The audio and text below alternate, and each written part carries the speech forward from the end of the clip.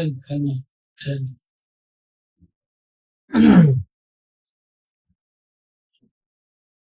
Can you hear me? When our bodies are aching and wrecked with great torment of blissful disease, we cannot endure. This is the will of sharp weapon, returning full circle upon us, the wrong we have done. Till now we have injured the beauty of others. Hereafter, let us take on what sickness is there. So this is talking about the karma, karma. And karma is fully rapid, complete. Karma is complete. Then we will experience two results. Actually, returning karma, habituation of karma, and collective karma.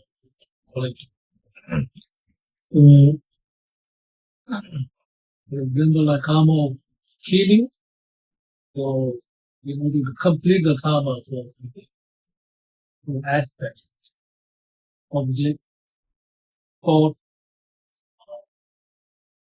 object preparation of thought. So object, thought, preparation and completion. Four things. Object there.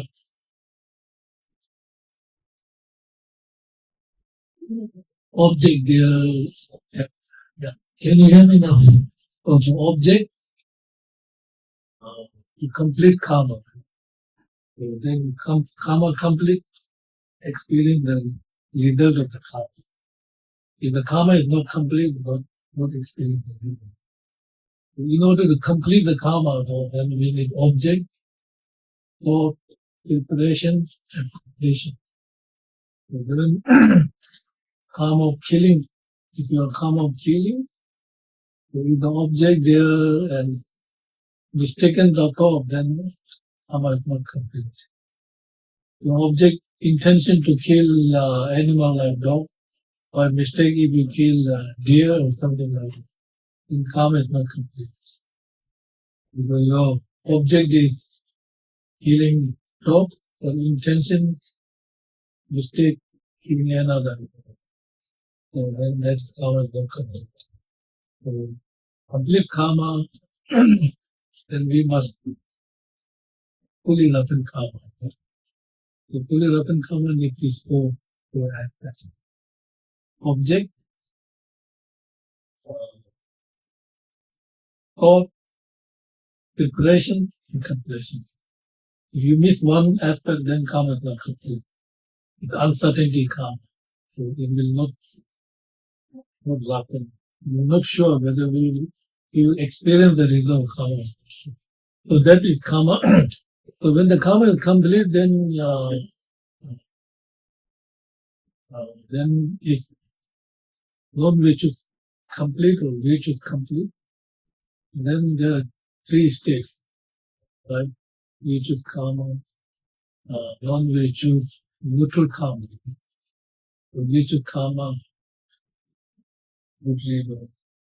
non-virtuous karma, neutral karma, then there is rebirth in like form, like three things. So when these karma fully ripen, then like non-virtuous karma, then you will experience returning karma and habitual karma, and then collective karma. So if you are killing in the past life, then return to you, and then habituation to kill. If you are compassionate in the past life, then you did virtues, then virtues come back to you. And habituation, compassion, or whatever. And then collective karma also same. If you are killing, then the energy of karma left, you have to experience environment, certain level of environment. So that's so then so whatever we done is the karma, isn't it? You have to, because karma is very difficult to believe, right? We don't see the karma.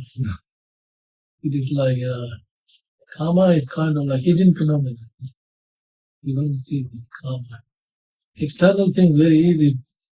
It's not manifesting phenomena, hidden phenomena. You don't see, but we can prove the karma through reason, through logic.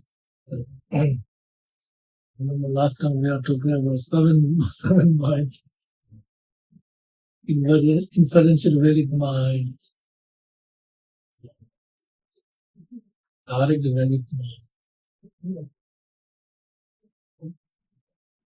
subsequent mind, or assuming mind, doubting mind, mistaken mind, and inattentive perceiving mind. So the karma should prove by the inferential valid mind. Inferential valid mind, so then it is hidden phenomena. If something is manifesting, it is like non-valid mind, non-valid mind, right? Non-valid mind, four, right? Non-valid mind, sensory, direct valid mind, mental, direct valid mind, and direct valid mind of self-consciousness, direct valid mind of yogi mind. Four. Remember, valid mind and non-conceptual mind. Direct sensory mind is easy, sensory. Anything object with sensory mind is manifesting phenomena. And now the mental mind, mental non-conceptual mind. The mental mind, non-conceptual mind is the object is more subtle. Object is more subtle, right?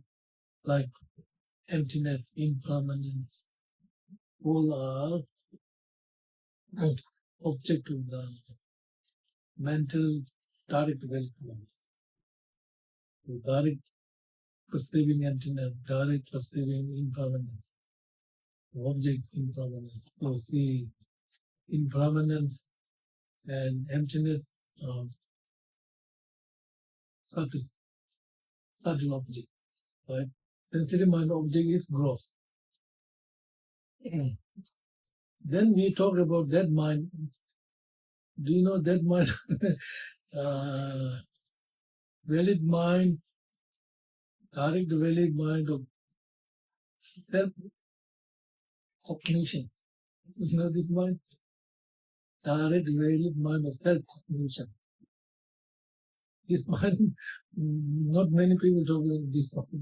Everyone talk about sensory mind, mental consciousness. Now this direct valid self-cognition. So this I give you an example, then you will understand. So there's object like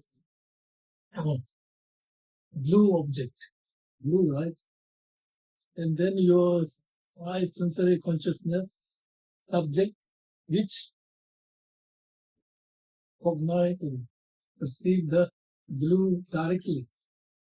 Right? So object is blue, subject is eye sensory consciousness. Now the eye sensory consciousness itself is mind. So eye self itself is mind.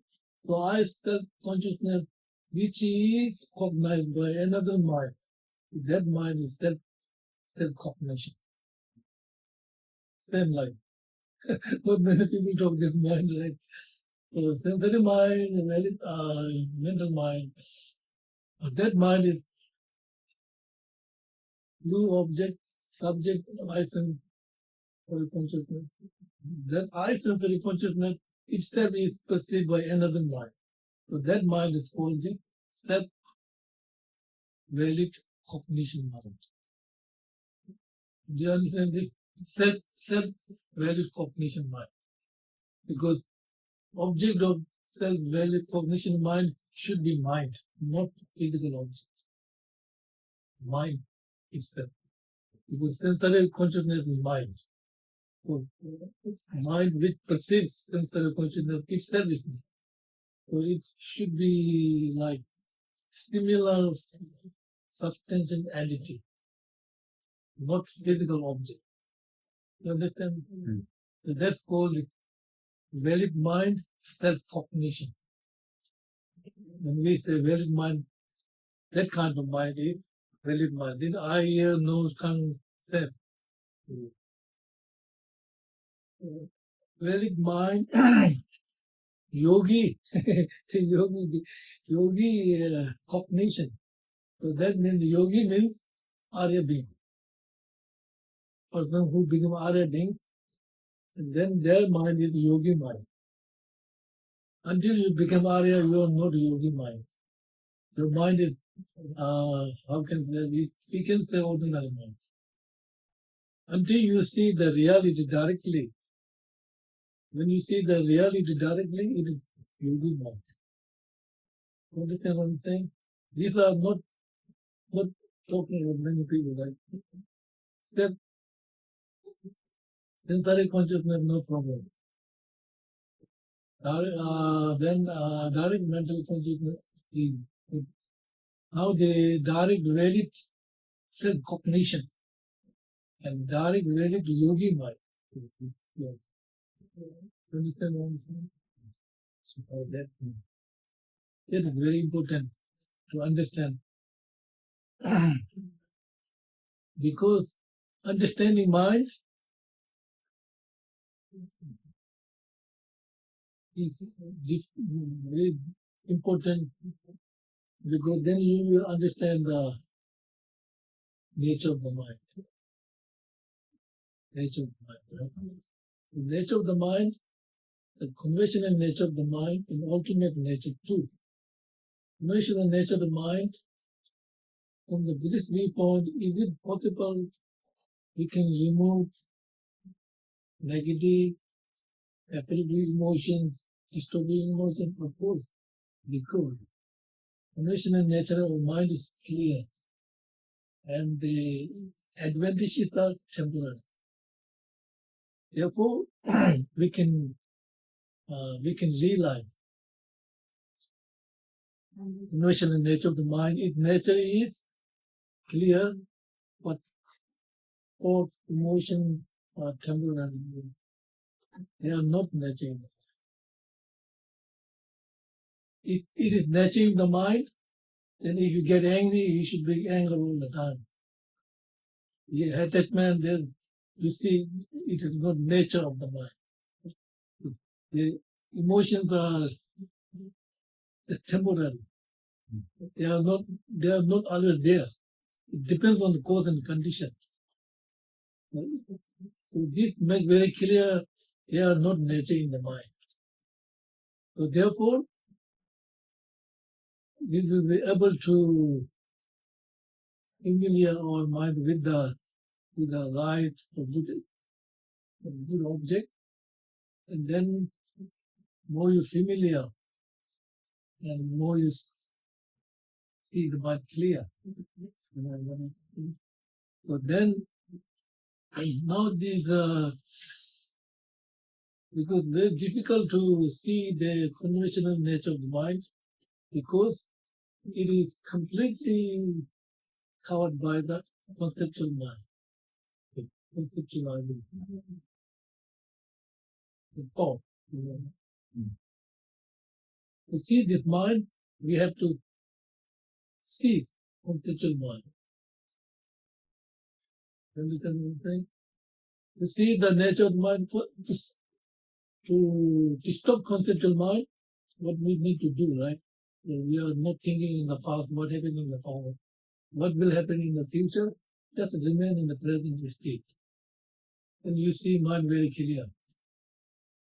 If you are thinking too much what happening in the past, then conceptual.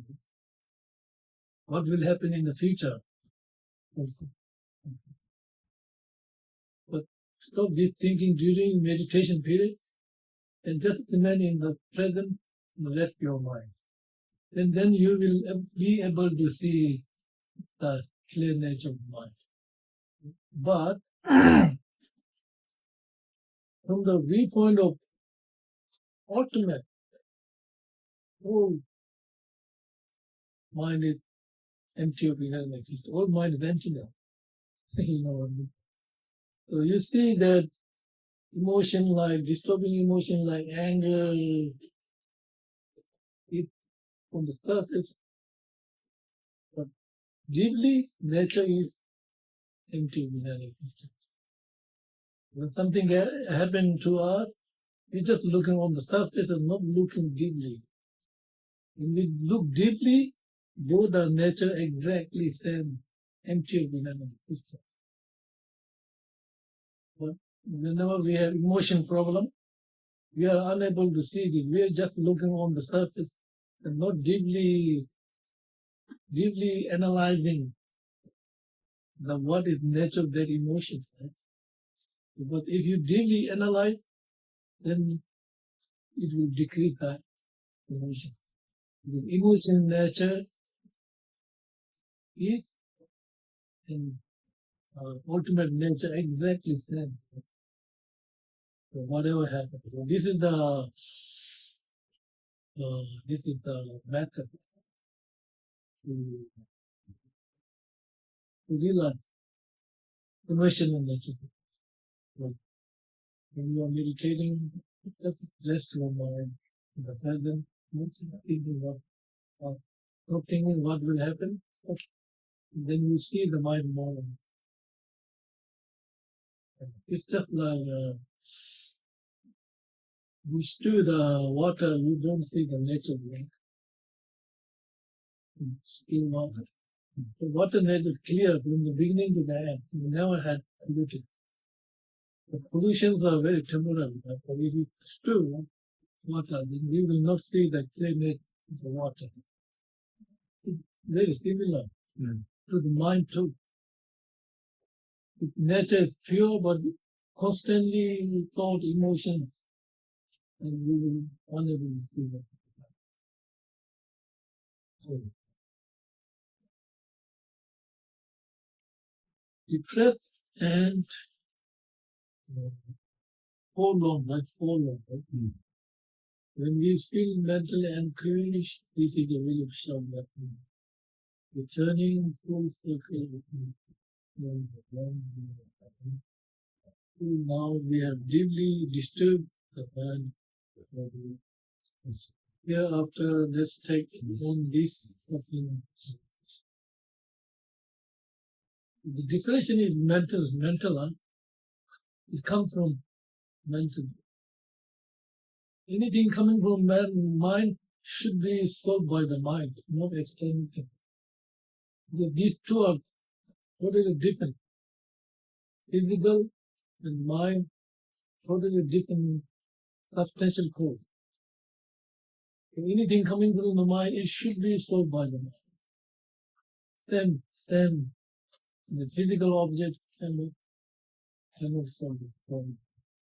Can be solved temporarily, but so when we talk about the mental anguish, depression, do you know where does it come from? Or self-grasping life. When you're grasping,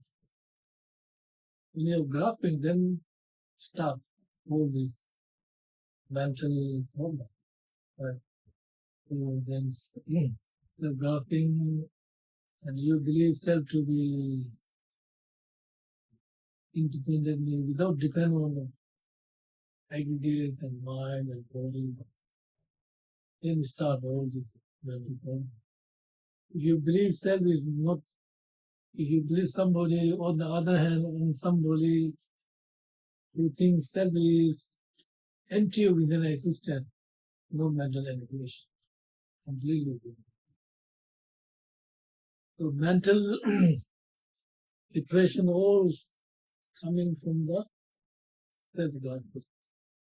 And then self-grasping, all other emotions are there. But we have this in the London text, six things. Seat, object, like companion, verbal speech, and what else? Habit, your mental faculty to believe this is real. In all these emotions. There's no seed, right? No seed. Seed like how can I do it? Seed, right? Seed. The seed is what? It is product, right? It is product. It is not form. It is not consciousness, neither abstract phenomena, right? Neither form nor mind, seed. It is product, right? You know product? Product means anything coming from cause and condition. All products are temporary, coming and going. Non-products are permanent, always there. So anything coming from a cause and condition is product. And then product, it is sometimes there, sometimes absent, not always there. So the seed is product. It belongs to the neither form, no consciousness. It is because they mean there is an abstract phenomenon. Neither of these two. Do you know abstract phenomena? You say like this, impermanence is abstract phenomenon. Impermanence, you don't see the impermanence, right? You say impermanence is abstract, neither form nor form. We can say like aggregates of form or the karmic formation. So these belong to that category. So when they sit and then you need object. Seed is man pose. Then you need object condition to arise that seed, right? And then there's a company, good company, bad company, and there's a habit, right? Habit means just repeat again and again. If you repeat again and again, habit, right? Good or bad, whatever habit. And then you believe this is real, and then all illusion happens. Then became all the mental anguish. So this is what you have to do. When hunger or violent thirst overwhelm us, this is the will of Shambhala, returning full circle from the wrong we have done. Till now we have kept what we have without sharing. We have plundered and stolen and what people own. Hereafter they take from them hunger and thirst. When we lack any freedom but must obey others, this is the will of Shambhala. Returning to the circle of the we have done. Till now we have looked down upon those who were lowly and used them as servants for own selfish needs. Hereafter, let us offer our service to others with humble devotion to body. So here, this one, we are talking about two bodhicitta lineage, right? 7, 6 goals bodhicitta practice. The second is exchanging. So this is exchanging oneself lineage, coming from Shantideva, Dharmarakshira, right? So here, this is talking about in order to develop bodhicitta mind, we need preparation for our mind. Therefore, preparation for the bodhicitta mind. So first, number one is thinking about precious human rebirth. The second one is impermanence. And third is taking reference. And fourth is karma. These are the preparation for the bodhicitta mind. So when you realize your precious body and precious mind, then you utilize, you use the right direction. If you don't utilize, then you will don't recognize. So once you realize that your body is precious human rebirth, then you will use that, do something good thing. Right? And then you practice Dharma, listening to whatever. Then second, but this is precious human rebirth, but uncertainty. You don't know how long we stay. I don't know how you, me. There's no certainty of the life. Anything happening that tomorrow, life is uncertainty. So then they will give you another good opportunity. Oh, I have to learning, thinking, and practicing. This uncertainty of the life. Now, to do this, I need, because I'm still suffering and pain, and I'm in a very dangerous situation, I need good protector. This is Buddha, Dharma, and Sanskri. I'm going relying on the Buddha, Dharma, and Sanskri. And when you rely on this, because I have every human being, everybody is suffering. Everybody is in dangerous situation in some time. So I'm relying to you, Buddha, Dharma, and Sanskri. When I rely on you, then I will listen to your advice. You just calm. You say do good things, good things, bad things, bad things. So if you think about these four levels, such as human rebirth, impermanence, taking refuge, and karma, is the foundation of the preparation of the bodhicitta mind. So you must have this. And then you will be able to practice this precious mind, right?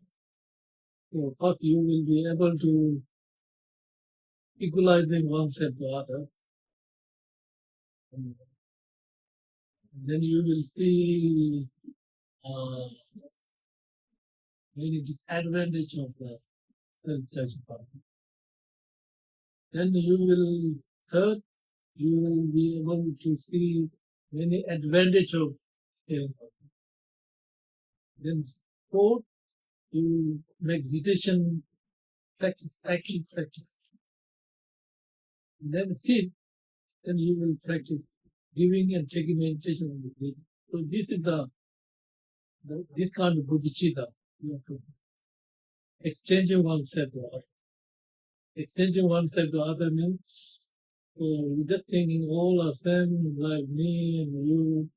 Everybody wants happiness to be in the pocket. So,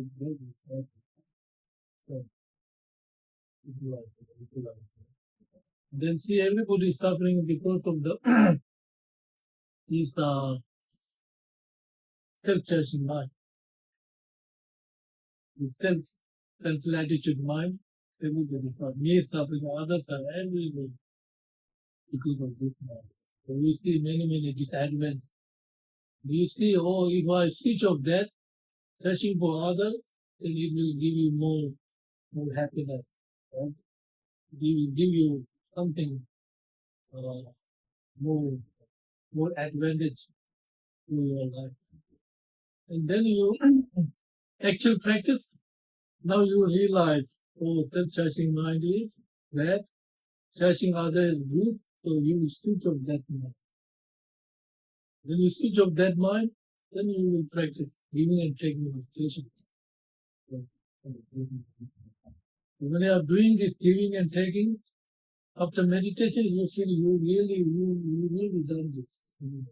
From your heart, there's nothing wrong with from your heart. You really don't take all the suffering and give all the good qualities. After meditation, then you have to think all beings are free from the suffering. So first, what you have to do is take, and then you give, right? First, not giving, first is taking. You take other problem, you see other first, you visualize, you say, oh, this problem. Second, then you experience this problem. And third, then you visualize that problem with the next move. Then that will be you. Then completely free. So first you have to think their own suffering. And then secondly, you experience this suffering. And third, you visualize smoke and check. And after meditation, you should feel, yeah, I really done this. Completely. Now their body, mind is pure. Now I have to give something to put in this nice lesson. You are giving things to them. You are hungry, food, you are thirsty, water, whatever you think you would like. And that is the practice of this.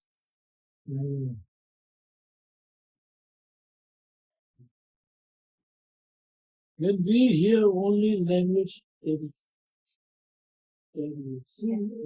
basic, this is the will of self returning to a circle of we are born. Till now we said many things without thinking. We have surrendered and caused many friendships to end. Hereafter, let's censure all thoughtless. All these are really karma, when you do it. What goes around comes around you. That's the karma. What goes around comes around you. We're talking about karma. And then there is the karma. So it's just like okay, finish it 2 months ago.